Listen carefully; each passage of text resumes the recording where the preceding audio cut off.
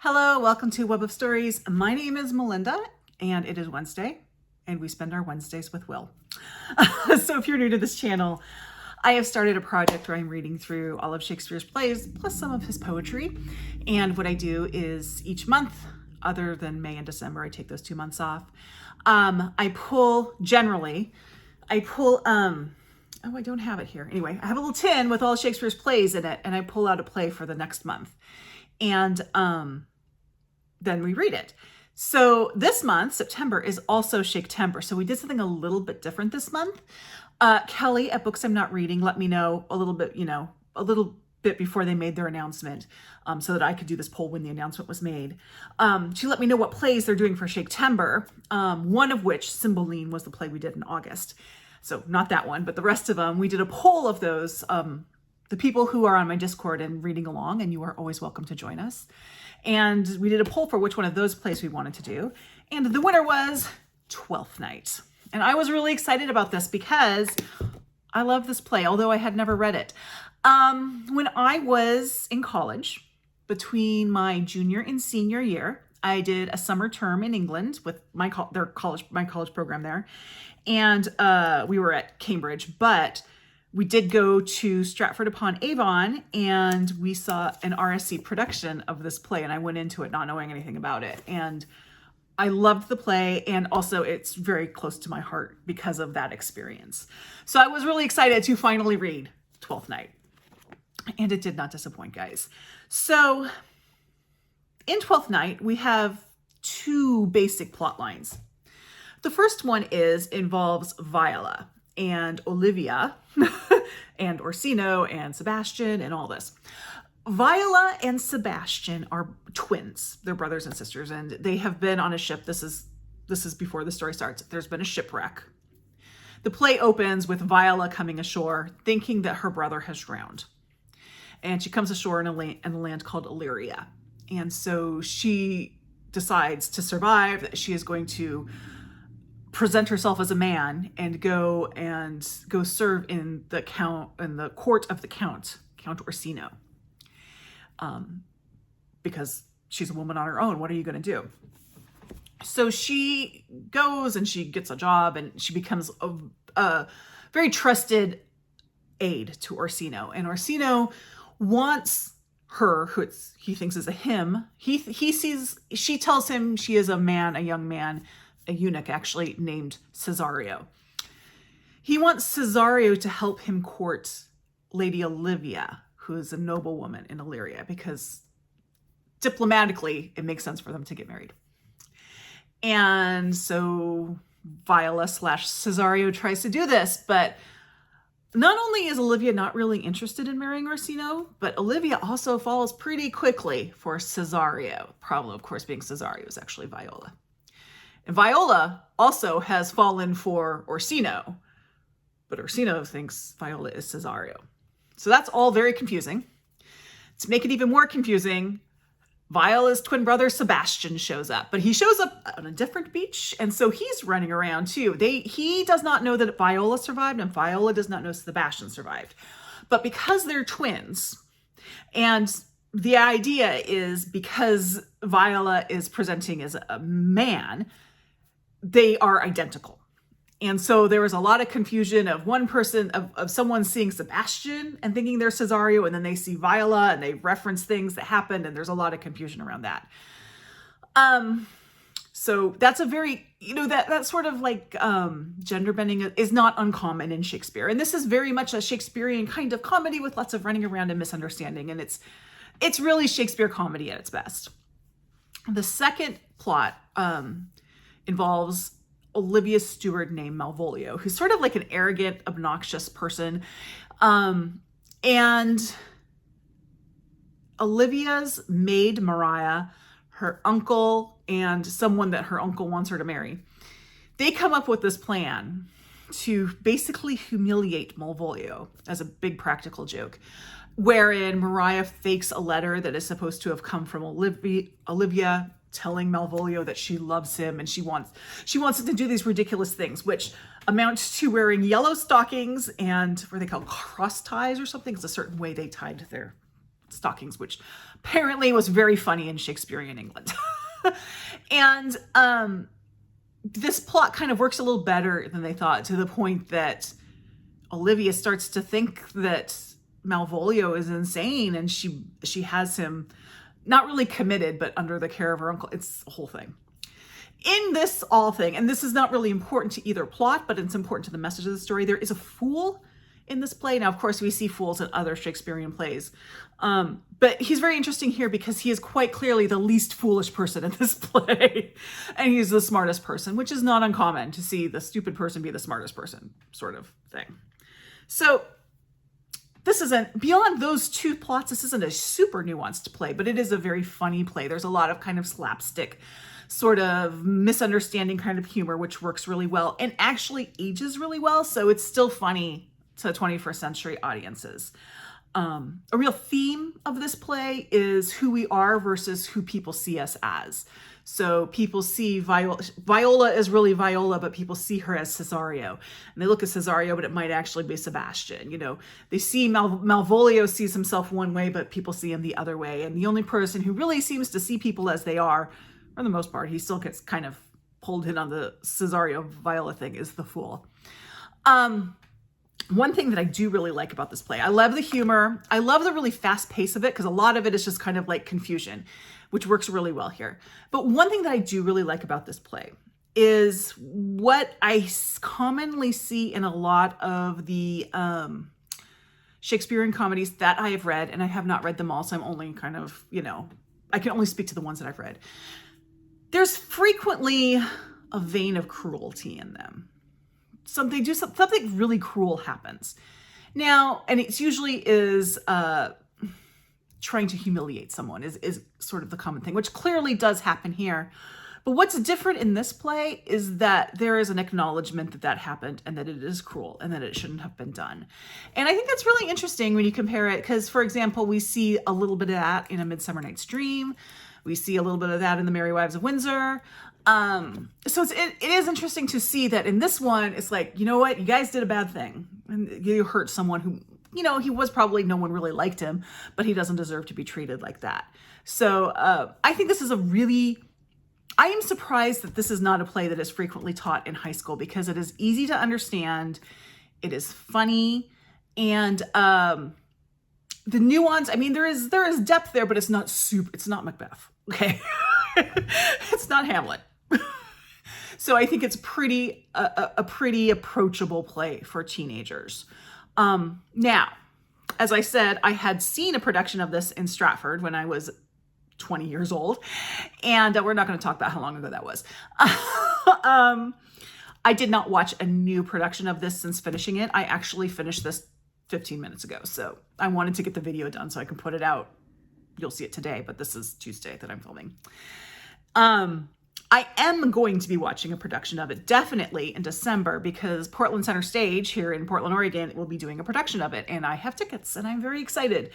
I may go ahead and watch one of the adaptations I can access online. I might rewatch the Trevor Nunn production, which is a fabulous adaptation. It stars his wife at the time. I don't know if they're still married. I don't know what her name is, but she was in the Emma Thompson Sense and Sensibility. She played, also can't remember the name of the one who's really like secretly engaged to Edward Ferrars, whatever her name. I want to say her name's like Imogen Stubbs, but is that right? I don't know. Anyway, she's in it. It has Helena Bonham Carter, who can do no wrong in my eyes. Just has a fantastic cast. So I might, if I can get access to that, I haven't checked to see if it's available in streaming. I might rewatch that, because that is a really good production. But I also have access to at least 2 other productions to watch. I loved this play. I still loved it. Reading it finally, it was all great. So that's my little, if you haven't read this, read it. It's fantastic. But now let me go into my ratings. So if you haven't watched this before, I have adapted this from the All About Agatha podcast, where they rank Agatha Christie's novels. And I've kind of adapted this to work for Shakespeare's plays.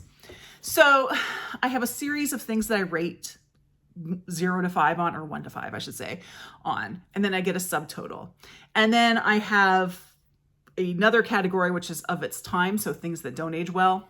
Lots of times it's like anti-Semitism. Hello, Merchant of Venice. And that's deducted from that subtitle, which will give me a number, and then I use that number for a ranking. So let me go through my rating for Twelfth Night. The first rating is just what I give it as a rating. And I gave this a 4.5. I kind of wanted to give it a 5, to be honest, but I'm making myself give it a 4.5. I don't know why I'm making myself do it, but I just feel like, let's just call it 4.5. Just in case, like some play that I haven't yet read, like we're doing The Tempest next month. There's just a little bit of room in case something comes along that blows it out of the water. So 4.5.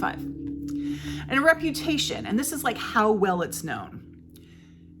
The 5 point, the plays that are going to get a 5 in this category are Hamlet, Macbeth, Romeo and Juliet, and A Midsummer Night's Dream. I think that's pretty much, those are your 4 plays that are going to get a 5. This one I gave a 3.5. I think it deserves to be better known than it is. I just think it's just a lot of fun. And, but it's not like if you ask someone on the street, name all your Shakespeare plays, I wouldn't say this is one of the first ones that come to mind. So the next category is ease. How easy was this to understand? This was a very easy play, at least for me. And to be fair, I already knew the story of this play, so figuring out the mechanics of it was not an issue in this case, but I still felt like this was a really easy play to follow. I did give it a 4.5. Again, a little bit of room in case something blows it out of the water. And the characters, like how interesting were the characters? I gave this one a 4. Because this is actually a shorter play, you don't get in depth. And this isn't like Hamlet where you're totally like, what's going on in his mind sort of thing. But these characters are very memorable. Malvolio is he's an unlikable character because he's really pompous, but he's a very interesting character. Viola has a lot of spunk in her. And I kind of like the way you get the other side of that with Sebastian. So I really like the way the characters play together. So I gave this one a 4. And poetry is like, how poetic is the language? And this one, and a little cheat on that one is how many famous lines are you going to find in there? So I think looking at this, The Merchant of Venice got a 4. And as did, is that right? Oh, yeah, Merchant of Venice got a 4. And because there's a lot of famous lines in this one. The one famous line that really stuck out to me in this one, which even if I say this, I did not realize this was a Shakespearean line, but it was, some are born great, some achieve greatness, and some have greatness thrust upon them. I did not realize that came from Shakespeare. It did. It's from Twelfth Night. That's in the letter that Maria writes in Olivia's hand that is given to Malvolio. And it is referenced back to that line quite a bit. Like that is a highlighted line in this play. So I went ahead and I gave this a 3.5. And would I see this? So 5 is I would travel to see this play. 1 is you could not pay me to see this. I gave this one a 4.5. Like I went in on a package of season tickets to Portland Center Stage because they're doing Twelfth Night. So definitely this one was up. I did travel to see it, or I didn't travel to see it, but I traveled and saw it in the past. So 4.5 for this one. And it gives me a total of 24.5 points. And then for of its time, I don't go below 1 on this one. So I did give this a 1. I didn't see anything in it that really kind of stuck out. I felt the humor aged well. Yes. And I think if there weren't that acknowledgement at the end of the play of what Maria and Toby and Andrew Aguchik did to Malvolio, this have gotten higher than a 1. But the fact that it did really holds for me. So I only gave this a 1, which gives me 23.5. So let's see how our rankings go. We are 8 plays in 8th place at 12 points. We have The Winter's Tale. That's all I'm going to say about that one. The more I think about the play, the less I like it. Number 7 with 17 points is Love's Labour's Lost, which is not a bad play. It's just sort of if you're just reading it, it's not a very notable play. It is a play that has a lot of space for performance. So if you're watching it, the success of this play depends a lot on your actors and your directors and what they do with it. This is really just sort of a frame of a play in a lot of ways. And part of that is because there's so much in that play that didn't age well like it's now offensive, just didn't age well like it's not funny to us anymore. It's the humor that's completely lost now. Number 6, with 18 points, was last month's play, Cymbeline. There were things about this play, that play was, I think Shakespeare was stoned when he wrote Cymbeline, because it's wild. There's some wild stuff in that play, but I also just couldn't put it down because, like, what's going to happen next? Because this is getting weird. And it was easy to understand. So Cymbeline is, people have strong feelings about Cymbeline. I don't know if I would say would have strong feelings about it. I don't know how I feel about this play. It just is so weird. I will say in some ways it's weird the same way The Winter's Tale is weird, which makes sense. They're both late plays, but The Winter's Tale I did not enjoy. Cymbeline I enjoyed much more. So in 5th place, and this is where the Of Its Time score makes a big difference, because The Merchant of Venice, would have been much higher if it weren't for Of Its Time. I love The Merchant of Venice. I thought The Merchant of Venice was a fantastic play, except it's horribly anti-Semitic and there's no getting around that. Now, true, it's of its time and we recognize that, but that doesn't make anti-Semitism okay now. There's also some depth with that. That is true too. But I can't overlook the fact that you can't get past the anti-Semitism, and that got knocked down quite a bit in that last rating. 4th place, we have Coriolanus with 20 points, which was that is definitely not one of the better known plays. I thought it was a really interesting play. Wait a minute. Sorry. Coriolanus is, it's in 4th place. Sorry, something happened here. Never mind that. It's actually tied for 4th place. That's what I'm trying to say. It's tied for 4th place. Coriolanus is an interesting play to read now if you're in America, because it's not a one-to-one thing. It's not like, oh, this is so much like what's going on in our political system. It's not like that, but there are definite things where you're like, oh, we're kind of in the same ballpark here with these.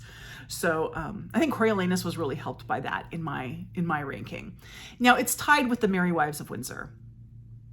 I feel weird about that. There's such different plays. I feel weird that they got the same rating. And so in December, I'm doing kind of like a state of the ratings, and we'll go through and see if anything needs to be toyed with any bit. Now, The Merry Wives of Windsor is very enjoyable. It's very funny. It's probably less nuanced than Twelfth Night. It also has that streak of cruelty, but no acknowledgement of it. But it is very funny. It is a funny play, so that also tied with 4th place. There's no 3rd place because of our tie.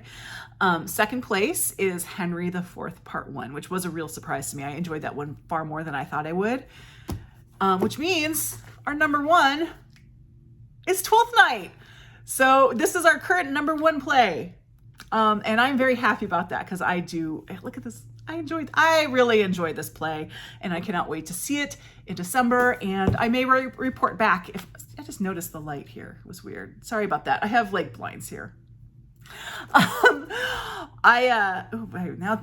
I notice it, and it's really annoying. I'm sorry.